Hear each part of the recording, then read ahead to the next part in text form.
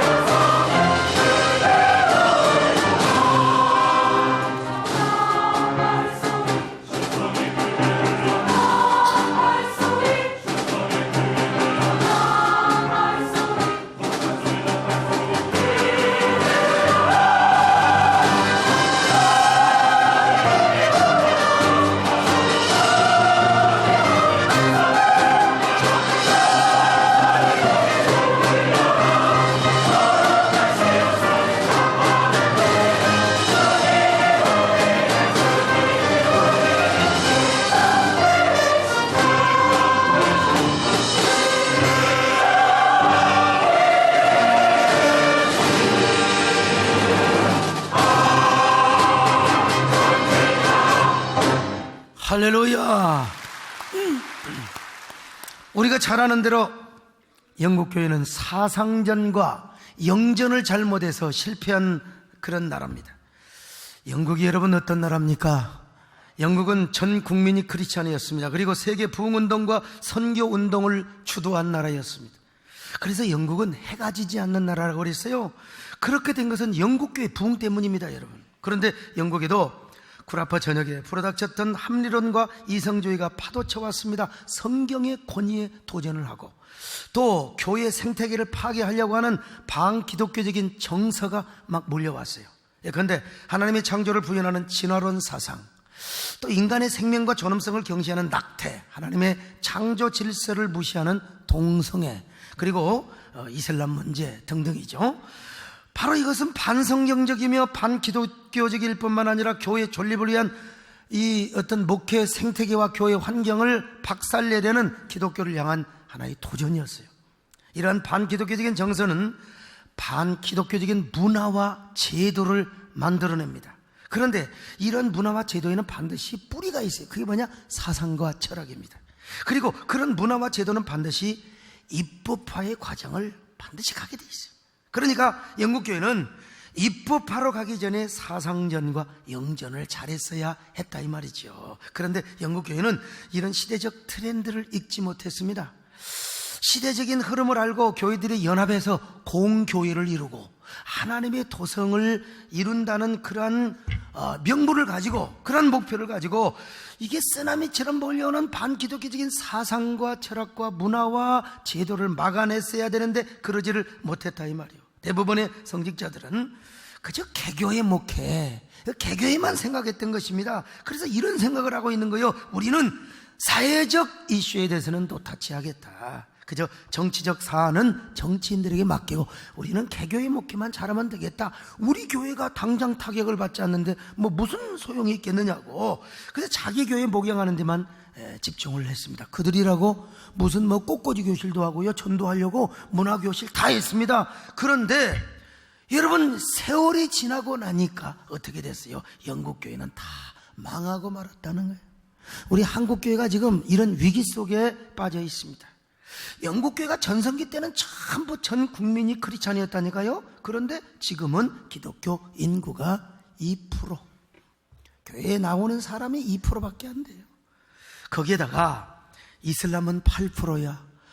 얼마나 테러 때문에 몸살을 앓고 얼마나 조바심을 두려워하고 떨고 있습니까? 영국에도 진보 정치인들이 이제 세력을 잡기 시작하는 거예요. 그래서 반기독교적인 법과 교회 생태계를 깨뜨리는 법들이 입법화되기 시작합니다. 그러니까 그게 입법화되니까 교회 생태계, 이 목회 환경이 깨지게 되는 것이죠. 이건 영국 교회뿐만 아니라 유럽의 전역 교회가 다 마찬가지입니다.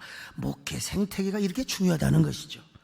저는 지난주 러시아의 정교회와 러시아 멸망사를 연구하기 위해서 상트페테르부르크, 이 외우기가 쉽지가 않습니다, 여러분.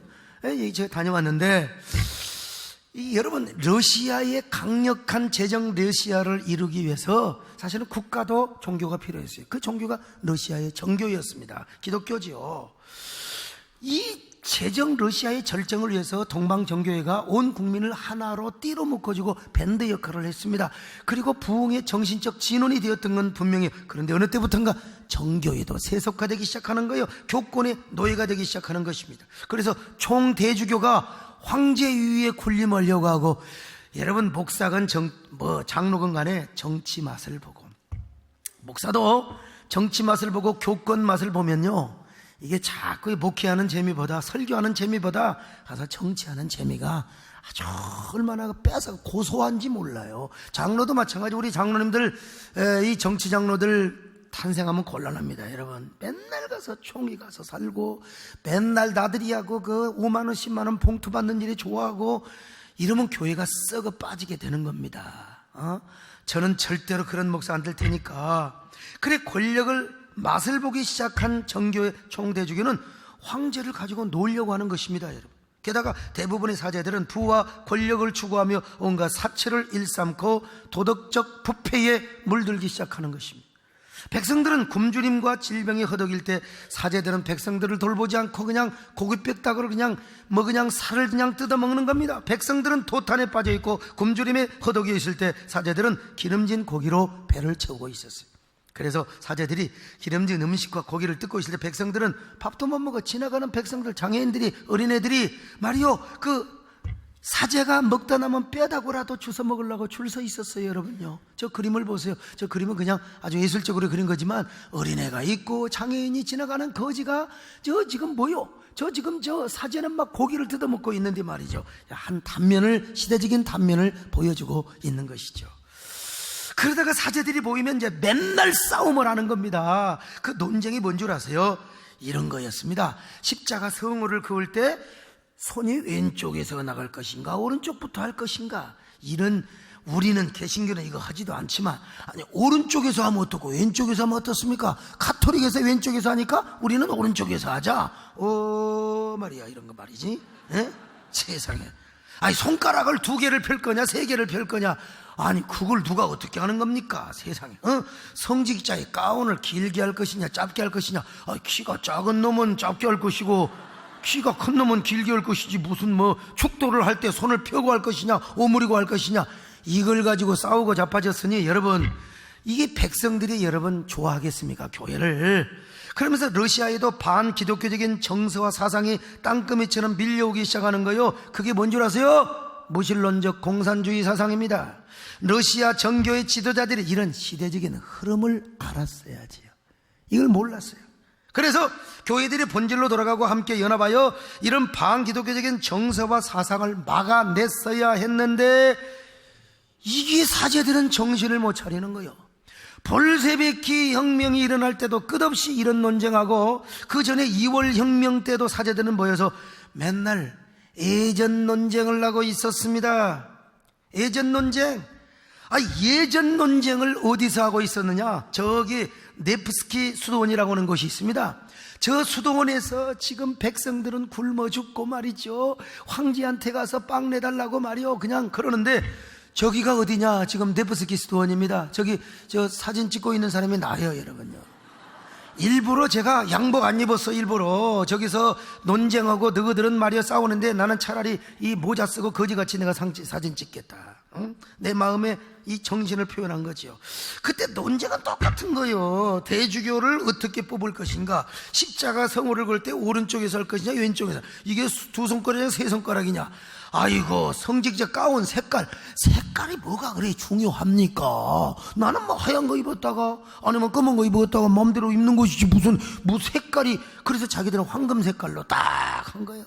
성경에다가 보석 달아놓고, 무슨 성경에 보석을 달아놓습니까? 성경은 줄을 치면서 읽어야지. 절대로 성경에 보석 다는 사람 한 사람도 없기를 바랍니다. 그런다고 천국 갑니까? 하나님, 그 보석은 뭐이냐? 여러분, 교회에다가 드리는 거예요. 아멘 하는 사람들 보시라니까 그냥. 참. 그러니 백성들이 이 정교에 대해서 등을 돌려, 아니 축도를 할 때 손을 펼 수도 있고 안 펼 수도 있고, 성질나면 안 펴고 성질하는 것이지 뭐 그런 거예요. 그러니 백성들이 이 정교에 대해서 등을 돌릴 수밖에 없어요. 그때 나타난 혁명이 뭐냐면 그 유명한 볼셰비키 혁명이요. 볼셰비키 혁명이 뭡니까? 유물론 사상을 추구하는 사회주의, 공산주의 운동이었어요.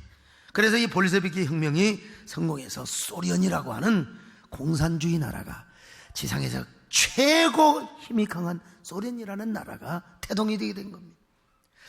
그 결과 러시아에 있는 정교의 성당들이 다 무너지거나 문을 닫게 되었습니다. 러시아의 교회는요, 이 자그마한 개척교회가 아닙니다. 어마어마한 교회요. 이런 교회당이 3만 개가 넘었는데 이 3만 개가 다 무너졌습니다. 폭파시켜버렸어요. 레닌과 스탈린이 다 폭파시켜버렸어요. 그리고 기가 막히게 건물, 그래서 예배당을 지어도 잘 지어야 된다, 멋있는 예배당 300개만 보존을 시켜놨어요. 그런데 모스크바에 있는 성 바실리 성당, 여러분 현실로 가서 봐봐. 얼마나 저게, 여러분 뭐 장난감이 얼마나 큰 줄 아세요? 저런 예배당을 레닌이 도저히 아까워서 폭발을 못 시킨 거예요. 너무 아름다우니까 스탈린도 무너뜨리지를 못하는 겁니다. 공산화 기간 동안에 저런 교회당이 전부 다 폐쇄가 되었습니다. 페테부르크에 있는 카잔 성당 같은 경우요, 저 카잔 성당, 와, 저 들어가 보면 기가 막혀. 근데 저 예배당이 수십 년 동안 공산화 기간에 뭔 줄 아세요? 무신론 교육의 회당 장소로 쓰임받았어요. 무신론, 신은 없다, 하나님은 없다, 예수 그리스도가 가짜다. 더더구나 예수 그리스도의 피로만 구원을 받는다는 의미로 지어진 피의 성당은 공산당이 뭐로 쓰인 줄 아세요? 감자를 보관하는 감자 창고로 쓰여졌다는 것입니다. 여러분, 저 성전 내부 이제 보세요. 이 얼마나 여러분 아름답습니까? 물론 정교회는 성화 중심으로 세상을 하니까 교회에 화려한 그림이 굉장히 많이 붙어 있어요. 그건 어쨌든 간에 그래도 예배당은 예배당 아닙니까? 여기서 예배를 드려야지. 감자, 자, 감자가 왔습니다. 담아내기가 왔습니다 말이죠. 감자 보관하는 감자 창고로 쓰임받았다는 거예요. 왜 그러냐? 러시아 정교 역시 사상전과 영전을 못해서 그랬다 이 말이죠. 이건 한국교회도 마찬가지입니다. 한국교회도 사상전을 잘하고 영전을 잘해야 됩니다. 그러기 위해서 한국교회가 세 가지를 잘해야 돼요. 첫째는 뭐냐? 바로 목회 생태계와 교회 환경을 복원을 해야 됩니다. 교회에 지금 한국교회의 반기독교적인 정서와 공격이 막 쓰나미처럼 몰려오고 있거든요. 쓰나미처럼. 그런데 그 배후에는 사회주의 사상과 휴머니즘이 교묘하게 혼합된 네오막시즘, 겉으로는요 인권, 평등, 정의를 구해내가는 것 같지만 거기에는 철저히 유물론적 마르크스주의 사상이 감추어져 있어요. 이런 사상이 동성애, 이슬람과 함께 한국교회를 비판하는 세력으로 아주 급속하게 유입되고 있다는 사실을 알아야 돼요. 우리 평신도도. 자, 두 번째 할 일이 뭐냐? 바로 교회 계획과 부흥을 이루어야 됩니다. 아무리 생태계가 환경이 보존이 돼도 교회가 짜그라지면 안 됩니다. 여러분, 우리 교회는 갈수록 부흥하십시다. 아멘. 열심히 전도합시다. 더 열심히 부흥하는 교회 되시기를 바랍니다. 그 다음에 셋째는 뭐냐? 다음 세대를 준비해야 됩니다. 다음 세대. 여러분, 나는 그래도 참 눈이 열려서 예배당 지으면서, 여러분, 우리 교회가 큰 것 같지만 전부 다 교육관이에요. 대부분요. 주차장 빼놓고. 어떤 교회 가보면 참 보면은 이 노인들만 앉아 있어요. 그리고 주일학교 이 교육관이 별로 없어요. 이런 걸 보면 참 마음이 아파요. 한국교회는 어린이와 청소년 그리고 청년들을 교회로 이끌어들이고 신앙을 계승시켜주는 다음 세대 목회 준비해야 됩니다. 그리고 한국교회의 미래를 위해서 연구소를 만들고 싱크탱크를 만들어야 됩니다. 근데 이 세 가지 중에서 가장 급한 것이 뭐냐? 바로 교회 환경, 생태계를 복원해야 된단 말입니다. 오늘날 사람들이 왜 생태계를 중요시 여긴 줄 아십니까? 왜 세계 각국의 정상들이 기후변화 협약까지 하며 자연 생태계 복원을 위해서 목매고 있습니까? 생태계가 파괴되면 우리 생존이 위협을 받아요. 우리 생명사회가 위협을 받기 때문에 그러는 거예요. 교회도 마찬가지입니다.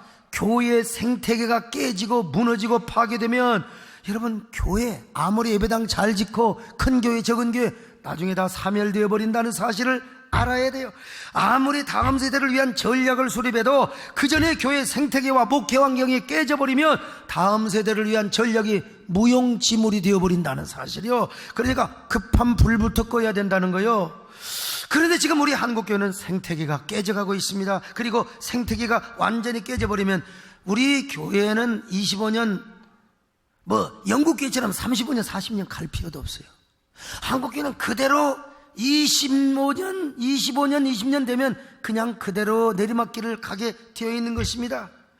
그래서 여러분, 우리가 생태계를 보호해야 한다는 것입니다. 그러면 왜 이렇게 한국교회 생태계가 깨져가고 있는가? 크게 두 가지로 이야기할 수 있는데, 첫째는 우리 자체의 내부 문제입니다. 교회 내부 문제예요. 한국교회가 대한민국 조국의 근대화와 산업화의 동력이 되고 분류가 되었습니다. 정말 오늘의 대한민국의 번영과 발전을 이루는데 한국교회는 정신적인 영적인 동력이 된 게 분명해. 그러니까 여러분, 이러한 근현대사의 한국교회의 역할을 어떻게 역사 교과에서 빠뜨려? 이건 말도 안 되는 겁니다, 사실은. 그런데 중요한 건 그렇게 하다 보니까 우리도 모르게 교회가 성장주의와 물량주의에 편성을 했다 이 말이에요. 교회 안에도 자본주의, 또 물량주의, 세속주의, 속도주의가 들어왔어요. 그러다 보니까 신앙의 본질과 복음의 능력을 잃어버리고 교회의 정체성을 상실하게 된 것이죠. 그래서 이제 교회가 싸우는 거예요. 여러분, 우리가 배고프고 막 그냥 하면 금식기도 아니라 싸울 수도 없어요. 기도원에 가서 기도하고 응답 받으려고 은혜 받으려고 서바이벌하게 그야말로 그냥 생존 경쟁을 할 때는 싸울 일이 없어. 근데 이제 교회가 빚도 갚고 돈도 있고 뭐 넘치고 말이요, 그러면 이제는 목사도 배부르고 장로도 배부르고 아무것도 아닌 가지고 시비 들고 시험 걸리고 괜히 말이요, 그렇다 이 말이요. 자, 교회가 싸우면 어떻게 됩니까? 이게요, 다 TV 화면을 통해서, 그리고 또 그 신문 인터넷을 통해서 이게 교회 다투는 모습이 나타나게 되면 여러분, 누구예요? 아이고 나 싫어. 그래서 싸우는 교회 치고 부흥하는 교회가 없습니다. 젊은이들, 지식인들, 특별히 신지식인들이 교회를 향하여 등 돌려요. 그래서 바깥에 나가서 자기만 안 나오면 좋을 텐데 또 이제 교회를 막 욕하고, 이게 지금 한국의 생태계 깨지는 거예요. 두 번째, 안티크리스찬들의 의도적인 공격 때문에 그렇습니다. 먼저는 우리 내부 문제나 잘못이 사회에 빌미를 주었다고 할 수 있어요. 그러나 반기독교적인 정서, 안티크리스찬의 의도적인 공격으로 한국교회는 무차별한 난타를 당하게 됩니다. 그 기점이 언제냐? 바로 2007년도입니다. 2007년도까지 한국교회는요, 부분적인 공격을 받아왔습니다. 대형교회 안에 재정적인 문제나 내부 파워게임 등이요, 사회 밖으로 이슈가 되면서 이게 신문과 TV로 보도가 되면서, 그리고 나중에는 급기야 대형교회 목회자도 세상에 구속이 되는 사례가 이제 발생합니다. 이런 일이 없었는데, 근데 이때까지만 해도 안티크리스찬들이 교회를 부분적으로만 공격을 해왔어요. 어쩌면 그들은 한국교회를 떼거리로 싸잡아서 공격할 용기, 엄두를 내지 못했습니다. 그런데 2007년도에 그 유명한 아프가니스탄 피랍 사건이 터졌습니다. 사실 그건 교회가 잘못한 게 아니에요. 여러분, 언더우드 아펜셀러를 비롯해서 수많은 선교사들이 와서 교회만 지을 뿐만 아니라 학교를 짓고, 그리고 병원을 짓고, 우리 조선민들에게 얼마나 구호활동을 펼친 것처럼 우리도 당연히 그런 일을 해야죠. 교회가 잘못한 거 없습니다. 당연히 교회는 할 일을 했던 것입니다. 그런데 문제는 구호 활동을 하러 갔던 사람들이 피랍이 되었어요. 피랍이. 바로 그때 우리가 대처를 잘못한 것이, 이게 잘못입니다. 우리 잘못이. 안티크리스찬들은 기회가 이때다고 볼 때처럼 공격하는데, 우리는 속수무책으로 말이죠, 그냥 당하고만 있었다 이 말. 심지어 안티세력들은 피랍된 사람들이 알라를 저주하고 이슬람 사원에 가서 알라를 못 오겠다고 하나님을 찬양했다고, 그거 거짓말로 영어로 번역해서 전부 그걸 사진까지 합성을 해가지고 이 탈레반 무장단체들에게 보내놓으니, 인터넷으로 보내놓으니 이게 어쩔 수 없는 성전이 된 겁니다. 그래서 자기들이 그 사람들을 풀어주면 자기들이 또 다른 무장단체로 말미암아 테러를 당하게 돼 있어요. 그래서 어쩔 수 없이 배영규 목사님을 비롯해서 2명이 안타깝게 죽임을 당하게 되었어요. 이때 우리 한국교회가 속수무책이었다 이 말이에요. 특별히 먼저 파송을 냈던 교회가 적극적으로 나서서 정면 대응을 해야죠. 나는 그래서 찾아갔습니다. 저는 도피하고 숨는다고 능사가 아니잖아요. 더구나 우리 한국교회는 뭘 잘못했느냐? 대처를 잘못했어요. 그것은 바로 시대의 흐름과 트렌드를 읽지 못했다 이거예요. 예. 다 시간 지나가면 잊어먹지 뭐. 우리나라 사람은 그저 6개월만 지나도 금방 잊어먹기는 뭘 잊어먹어요. 여러분, 결국 안티크리스찬들에게 얼마나 무차별한 난타를 당하게 되었는데, 그 사건으로 말미암아. 관상이라는 영화가 있잖아요. 조선 최고의 관상가 김내경이라는 사람이 어느 바닷가에서 영화 마지막 부분에서 저 한명회를 만나서 이런 이야기를 하지 않습니까? 파도를 일으키는 것은 바람이거늘 나는 파도만 보았지 바람을 보지 못했노라고. 눈에 보이는 사람의 관상만 봤어요. 관상. 근데 김종선은 범의 영상이고 소양대군은 일인데 당연히 범이 일을 이길 수밖에 없죠. 그런데 떼거지로 달라들면 범도 어쩔 수가 없는 거예요. 시대 정신과 흐름을 읽지 못했다는 것입니다. 우리 한국교회도 마찬가지요. 오늘 우리도 마찬가지입니다. 파도만 보았지 바람은 보지 못했다. 다시 말하면 반기독교적인 정서와 공격이 왜 불어오는가? 그 파도를 일으키는 원인, 그 바람을 볼 수 있었어야 됐는데, 그래야 깨어 일어나서 우리가 뭉쳐서 사상전 영전을 잘했어야 되는데 우리가 지금까지 그걸 못했다는 것입니다, 여러분. 그런데도 한국교회는 계속해서 이러한 사상전 영전을 할 필요성을 지금 느끼지 못하고 있다 이 말이에요. 왜 그러냐? 개교위주의입니다. 개교단주의요. 그래서 그냥 내 교회만 문제가 없으면 여러분, 내 교회가 문제가 없지만 나중에 20년, 30년 후에는 내 교회도 타격을 받는다는 이런 집합적 공동체 사상을 가지고 있어야 됩니다. 더더구나 한국교회는 다툼과 분열의 블랙홀에 빠지게 된 것입니다. 개교회도 싸우고, 더더구나 연합기관이 왜 존재합니까? 왜 나뉘어져요? 왜?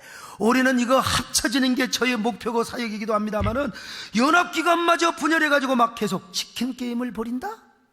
이건 여러분 말이 안 되잖아요. 그러니까 방송과 미디어는요, 한국교회를 계속 공격하는데 대책을 못 세우는 것입니다. 여러분, 인터넷에서는 얼마나 무차별한 난타를 가하고 있습니까? 이것은 안티크리스찬들의 악의적이고 비열한 목적 때문에 뒤어진 일입니다. 여러분, 그래서 생태계가 깨져가고 있어요. 수평이동도 선순환이 깨져버리고 전도도 잘 안 됩니다. 여러분요.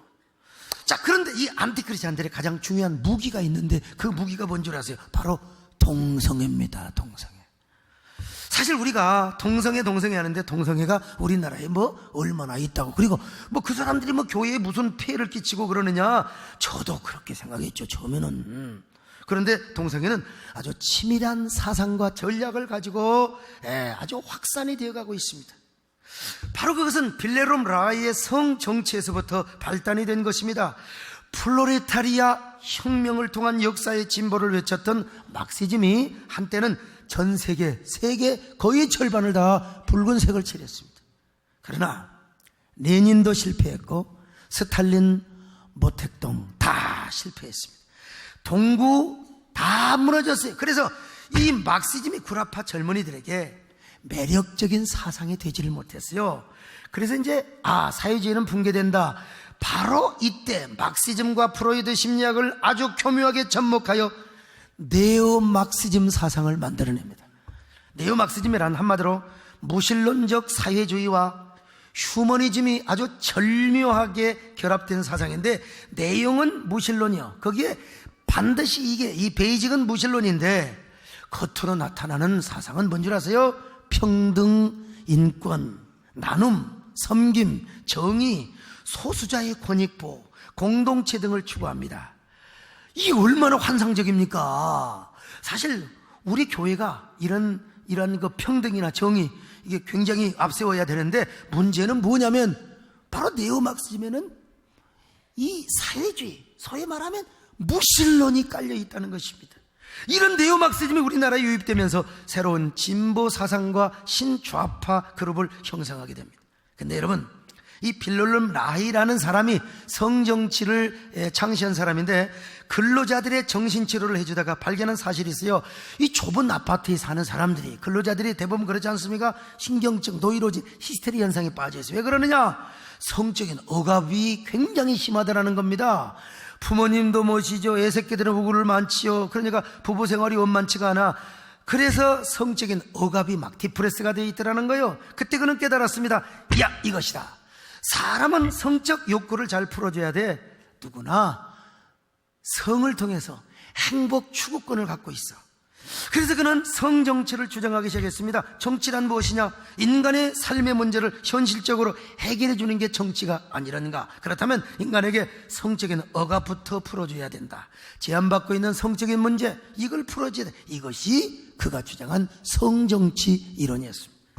성정치 이론에 의하면은 억압된 성적 욕구는 사람을 더 불행하게 만든다는 것입니다. 그래서 개인의 성적 욕구를 자연스럽게 발산하고 분출해 줄 때 거기서 인간의 행복이 기본이 거기서부터 시작된다는 겁니다. 더더구나 그들은 가정의 고정관념부터 깨뜨립니다. 이게 네오막시즘이에요. 가정은 남자와 여자가 결합해서 이루는 것만이 아니라는 겁니다. 이제는 남자가 남자를 좋아하면 가정을 이룰 수 있고, 여자가 여자를 좋아해서 가정을 이룰 수 있다는 것입니다. 그래서 여자와 여자, 남자와 남자, 이거요, 동성애라는 거요. 그러니 구라파의 젊은이들이 얼마나 좋아하겠습니까? 여러분, 왜 이런 흐름이 우리나라에 폭풍처럼 불어오는 줄 아세요? 이 진보 성향을 가진 사람들이 사상적 여과가 없이, 이 철학적 여과가 없이 그냥 이게 세계의 추세니까 우리는 그걸 받아들여야 된다, 받아들여 버렸어요. 그래서 학교에서는 전통 교육을 공격하고 학교에서도 동성애 교육을 시키려고 합니다. 그러기 위해서 지자체에서는 어떻게든지 학생들의 또 인권 조례를 만듭니다. 이것이 성정치와 네오마크시즘의 목표이기 때문에 그러는 거예요.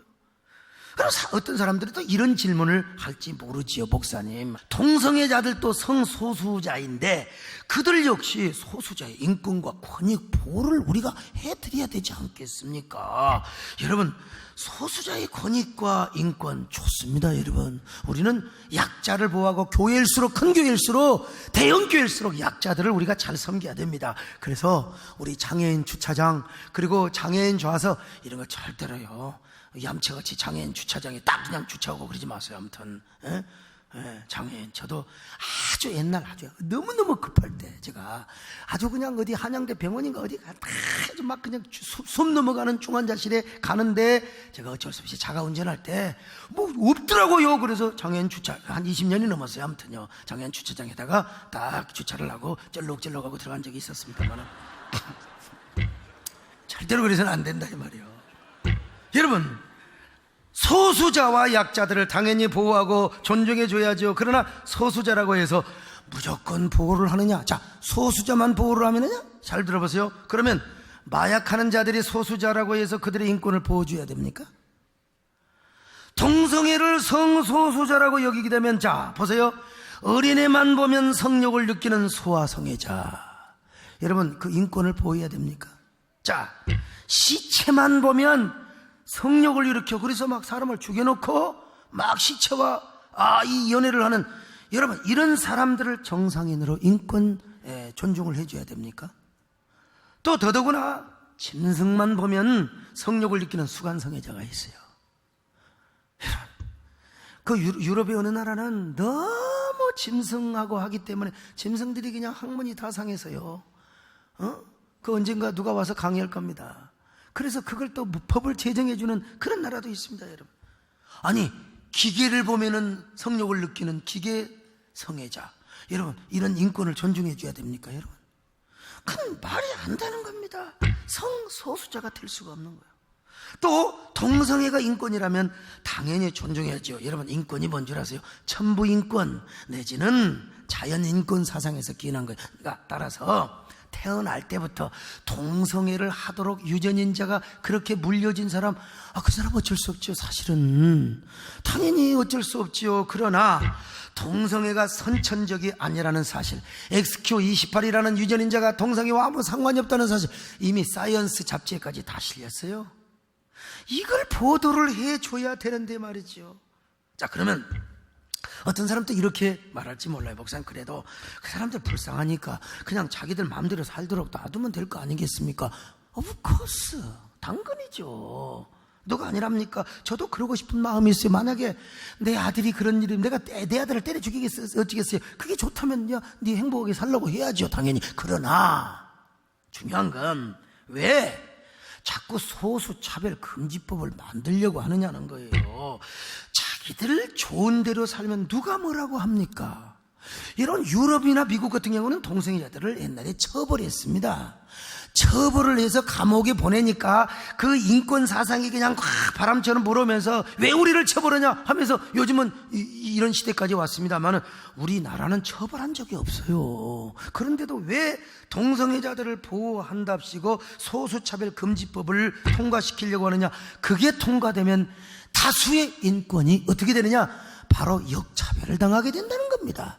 만약에 이게 통과되면 저 같은 사람은 이런 설교 더 이상 못합니다. 아무리 성경을 읽어주고 성경을 이야기해도 저는 당장 가서 조사받고 3천만 원이나 아니면 2년 이하의 징역을 살아요. 그러니 아무리 제가 터프하고 쿨한 사람이라도 어떻게 할 수가 있겠습니까? 여러분, 안 되죠. 그러면 목회 생태계가 저절로 깨지는 거예요. 교회 부흥은 이제는 영국교회처럼 따라가게 되는 거죠. 잘못하면 여러분, 동성애들로 인해서 에이즈가 확산된다. 그리고 자녀 생산이 안 되기 때문에 온 땅이 황폐화될 수 있다. 그러니까 우리는 이런 일들이 중단이 되도록 기도하며 그리고 선도해야 된다 이 말입니다. 그들을 미워하자는 말이 아닙니다. 처벌하자는 말도 아닙니다. 다만 우리가 사랑하고 섬기되 정상적인 삶을 살도록 우리가 잘 섬기고 뿐만 아니라 이러한 법은 막자. 이해되시면 아멘합니다. 근데 동성애를 연구하다 보니까 이슬람이나 그리고 이단과도 밀접한 관계, 그들은 연대를 해서 특별히 대형 교회를 공격하고 있다는 사실을 정말 제가 존경하는 우리 김승규 장로님 훌륭하신 분입니다. 다 그 연구소를 운영하시는데 나는 그러한 연구 보고서를 듣고 얼마나 깜짝 놀랐는지 몰라요. 저뿐만 아니라 여러분도 놀래야 되고 우리 한국교회 모든 목회자가 놀래야 됩니다. 그래서 우리가 일어나서 사상전 영전을 잘해야 될 줄로 믿습니다. 그럼 우리가 사상전 영전을 어떻게 잘 해야 되느냐? 첫째로 깨어 기도해야죠. 깨어 기도, 반기독교적인 사상과 문화를 조종하는 사탄과 싸워야 됩니다. 사탄과 싸워야 돼요. 자, 베드로전서 5장 8절로 9절입니다. 시작. 근신하라, 깨어라. 너희 대적 마귀가 우는 사자와 같이 돌아다니며 삼킬 자를 찾나니 너희는 믿음을 굳게 하여. 옛날에는 여러분, 이 악한 마귀가 막 교회 다니는 사람 핍박을 하고 막 감옥에다 가두고 그런 식으로 핍박했는데 요즘은 사상전을 통해서요. 사상과 문화와 이런 그 영적인 면을 통해서, 그러니까 모르지요, 이걸 모르면. 그런데 겉으로 볼 때는 야, 소수자의 권익부 얼마나, 근데 이게 통과되면 매력적인 것 같지만 교회는 죽어요. 나라도 망합니다. 그래서 지금 구라파의 대부분의 나라들이 다 샤리아법 통과되고 전부 동성애법 통과시켰던 게 후회하고 있다는 걸 알아요. 왜 후회하고 있는 걸 왜 우리는 갖다 쓰려고 하고 있냐 이 말이에요. 우리가 깨어야 됩니다. 할렐루야. 시대의 청지기가 되시기를 바랍니다. 두 번째, 복음의 본질을 회복하고 정체성을 회복해야 됩니다. 어떤 유명한 목사님, 참 나 한동안 그분 존경했어요. 얼마나 개혁 사상과 깨끗한 목사님인지 몰라요. 근데 이분이 이런 글을 썼어요. 페이스북에다가. 나는 동성애가 성경적이지 않다고 믿고 창조 질서에 어긋나는 일이라고 생각하고 있다. 그런데 세상은 동성애를 화법하고 그것을 인정하지 않는 사람과 교회를 공격해 오고 있다. 그래서 나는 나와 교회를 방어하려고 하지 않는다. 방어하다가 공격하게 되고 그러는 순간 저들은 나의 적이 되기 때문이다. 여기서 아멘하면 안 됩니다. 차라리 말이나 하지 말죠. 그냥 가만히 있어야지. 응? 어떻게, 아니 그 목사님이 진짜 복음을 이해한다면 이럴 수가 있습니까? 그런 말을 할 수가 있어요. 난 내가 볼 때 이분은 성경을 정확하게 이해하신 분인데 시대 트렌드, 네오막시즘의 흐름에 편승할 뿐만 아니라 인기주의, 포퓰리즘에 더 영합하는 느낌을 가졌어요. 여러분, 우리는 본질을 붙잡아야 됩니다. 여러분요. 아니 목사가 교회를 위해서, 주님을 위해서, 대한민국을 위해서 욕 좀 먹으면 어떻습니까? 손에 좀 때 좀 묻히면 어떻습니까? 좀. 어차피 우리는, 나는 지금 살아있는 것도 감사합니다. 나는 주기철 목사님 생각할 때마다 나 이렇게 지금요, 이런 강단에서 설교하고 목회하는 것도 난 너무너무 어제 우리 장로님들 생일잔치 해줬는데 난 주기철 목사님 생각하면 난 너무너무 미안해. 그런데 욕 좀 먹으면 어떻습니까, 여러분요? 우리는 욕먹기를 각오하면서 목회하고 목숨도 내놓고 우리가 설교하고 그렇게 해야 되지 말이요. 얼마나 부끄럽느냐 말이에요. 여러분, 우리는 본질로 돌아가야 됩니다. 여러분, 신앙의 정체성을 붙잡아야 됩니다. 우리는 성경을 붙잡아야 됩니다. 성경이 아니라고 하면 아닌 것이지, 죄라고 하면 죄인 것이지 말이죠. 목사님들은 다 동성애에 대한 설교도 하고 현수막도 달아놓고, 그럼에도 불구하고 우리는 얼마나 그들을 따뜻하게, 교회 오면은 섬기고, 이게 현실적으로 사실 불가능하지만 그러나 이건 우리가 하고 있어요. 다 동성애자들은 동성애자들이 버립니다. 쓰고 다 소모품으로 버려요. 그리고 나서 병들면 이건 전부 크리스찬 치유센터에서 한국교회가 다 담당하고 있다는 사실을 여러분 아셔야 돼요. 세 번째, 교회가 사회적인 이슈와 정치적인 면에도 관심을 갖고 영향력을 행사해야 돼요. 영국 교회가 왜 망했어요? 다시 말씀드리지만 우리는 사회적인 이슈, 그거 우리는 노타치 하겠다. 그다 망한 겁니다. 망한 거예요. 여러분, 우리 한국 교회 목사님들 대부분이 그래요. 그런 거 하면 정치 목사, 그거 하면 떼먹고 우리는 그저 신령하고 기도하고, 우리는 누구는 목회 안 합니까, 여러분? 그래서 이러한 현상을 보면서 영국의 게리 레프와 발레리 와크 교수는 정치 리더십, PQ 리더십을 강조했습니다. PQ 리더십 책 영상 빨리 보여줘요. 이 책을 저희 교회 송하성 장로님이 번역을 했어요. 한번 읽으시기 바랍니다만, 그런데 저거 읽으면 보통 분들은 잘 이해가 안 됩니다. 너무 많은 사례들이 나와서 그냥 이 한마디만 되는 거예요. 아, PQ 리더십이 요즘은 필요하구나. 옛날에는 IQ를 굉장히 강조했습니다. 그러다가 어느 때부터 이 EQ를 강조했어요. 근데 EQ 잘못되면 무능한 감상주의 리더십이 끝나요. 그래서 요즘은 정치 리더십을 가져야 된다는 것입니다. 한국교회도 옛날 영국교회가 지금 똑같습니다. 내 목회, 내 교회만 생각하고 내 교회만 기도하고 결국은 이 사회적인 이슈에 대해서 관심을 갖지 않다가 결국 망해버렸다 이 말입니다. 여러분, 이걸 누가 막습니까? 우리가 막아야죠. 우리가. 저는 이슬람 문제에 대해서 약 9년 전에 제가 관심을 갖게 되었고, 그리고 통성에도 6, 7년 전부터 제가 관심을 가졌어요. 그래서 나름대로 정치적으로 대응하고 해결하려고 여기저기 뛰면서 섬겼습니다. 나름대로 제가 영향력을 발휘했지요. 때때마다 맞고 온몸으로 시간으로 말이죠. 그러니까 주변에서 야, 저 소목사 저 언제 저 국회의원 한번 오려고, 비례대표 오려고. 여러분, 주어도 안 합니다. 배지는 한번 빌려주면 하루 찰지 모르지만요. 아니, 내가 목회를 해야지. 하나님 나라 일을 해. 내가 무슨 그거 하려고 어찌 참새가 봉황의 깊은 뜻을 알겠습니까? 참, 요즘은 그런 소리 하나도 안 합니다. 하지만요. 그래, 소목사가 선견지명이 있었고 영어로 포사이트가 있었다 이거예요. 여러분, 그냥 포사이트가 아닙니다. 포사이트. 참, 그래서 이 사상전과 영전에 동참하는 목회자들이 늘어나게 되었어요. 오늘 우리가 그래서 때로는 사회적 리더십을 발휘할 필요가 있다는 겁니다, 여러분요. 마지막 네 번째로 한국교회가 연합하고 모든 교회가 네트워크 교회를 이루어야 합니다. 동로마 교회 싸우다 망했습니다. 러시아 교회 싸우다 망했습니다. 미국도 그런 위기를 맞고 있지 않습니까? 얼마나 연합을 안 했으면 연방 대법원에서 동성결혼법이 통과되도록 수수판관했겠습니까? 미국이 그 잘나고 똑똑한 목사님들, 큰 교회, 큰 교단 총회장들 많아요. 근데 자기 교회, 자기 교단 그거 하다가 통과돼 버린 거예요. 그러므로 여러분, 우리 한국교회도 연합하지 않으면 안 됩니다. 아무리 개교회가 부흥하고 건강해서도 개교회 자체의 각계 전투로는 불가능합니다. 그러나 더 중요한 건 뭐냐? 우리가 캐슬 빌드를 넘어 킹덤 빌드가 되어서 우리가 사는 지역과 도시와 나라와의 하나님의 공교회, 하나님의 도성을 쌓아야 됩니다, 여러분요.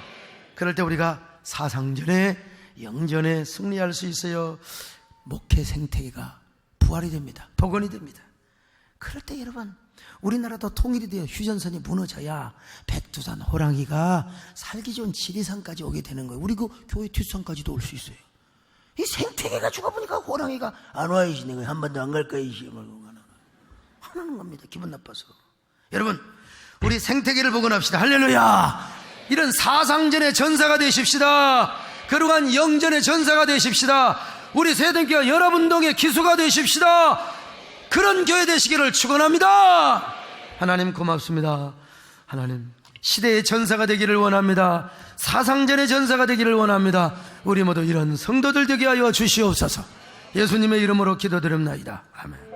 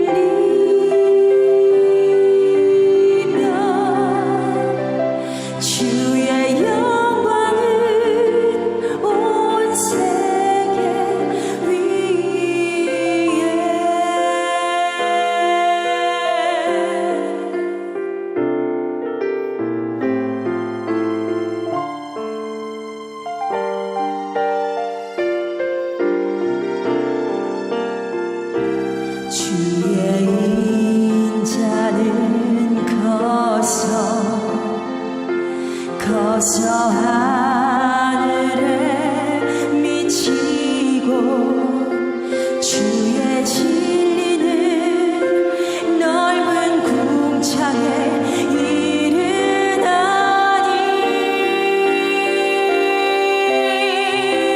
하늘 위에 주는 높이 들리며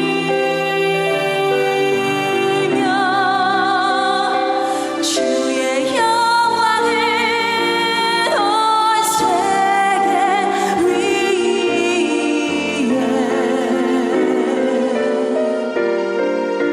하늘 위에 주는 높이 들리며 주의 영광을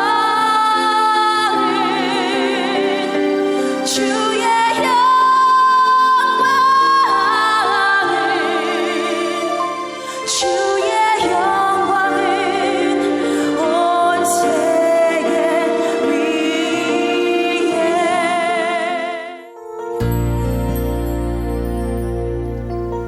안녕하세요.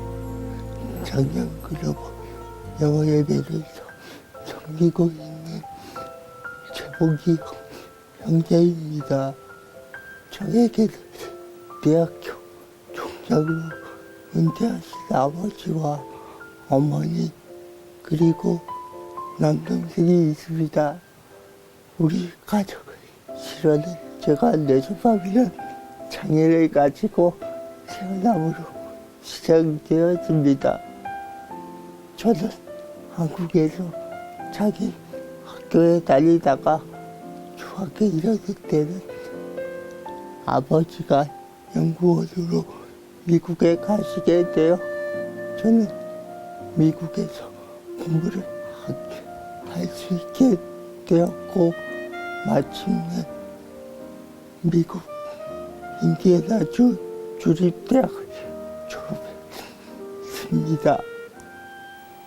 그 후에 저는 미국에 계속 있기를 원했지만 가정형편 한국에 돌아올 수밖에 없었습니다. 그래서 저는 원망과 불만으로 가득 차 있었습니다. 사람들이 저를 바라보는 시선으로 인해 그럴 때마다 부모님에게 화를 냈고 하나님을 많이 원망도 했었습니다. 저는 한국으로 돌아온 후에는 부모님을 따라서 근처 교회에 다녔고 직장 생활도 할 수 있었지만 저에게는 만족과 기쁨이 없었고 늘 허전했습니다. 그리고 저희 집안에 하던 일이 잘 안 돼서 엄청난 경제적 어려움이 시작되면서 저는 큰 시련과 고통에 빠져 우울한 시간을 보냈습니다. 그러던 중 2년 전에 비자를 따고 어머니와 죽전중앙공원 사거리를 지나가다가 작년 글로벌 영어 예배를 섬기시는 김경정 전도사님의 전도를 받았습니다. 그렇게 처음 참석한 예배는 마치 미국에 다시 돌아온 것 같이 너무 좋았고 은혜도 많이 받았습니다. 그리고 조범철 목사님을 통해서 우리 담임 목사님 생명나무 신앙을 배우게 되었습니다. 그래서 저 삶을 연락이 시작했고 산부 예배에서 매주 참석해서 서 목사님의 설교를 통해 잘 몰랐던 하나님의 은혜와 복음을 많이 알게 되었습니다. 전에는 원망과 허전함으로 가득 차 있던 저의 삶이 우리 세대인 교회에서 신앙생활 하게 되면서 기쁨과 감사가 넘치는 생명나무의 삶을 살 수 있게 되었습니다. 이제는 우리 교회 장애인 글로벌 영어 예배에 하는 장애인을 위한 지역 성전에서 참여하고 또 미자립 교회들을 위한 영어 발표 캠프도 섬기고 있습니다. 그리고 작년 글로벌 영어 예배 셀그룹 리더로 활동하며 세계 장애인 사랑부에도 봉사하고 있습니다. 이처럼 저를 세대교회로 인도하셔서 삶의 행복과 참된 의미를 알게 하시고 확실한 사명감을 가질 수 있게 변화시켜 주신 하나님께 큰 감사와 영광을 올려드립니다. 감사합니다.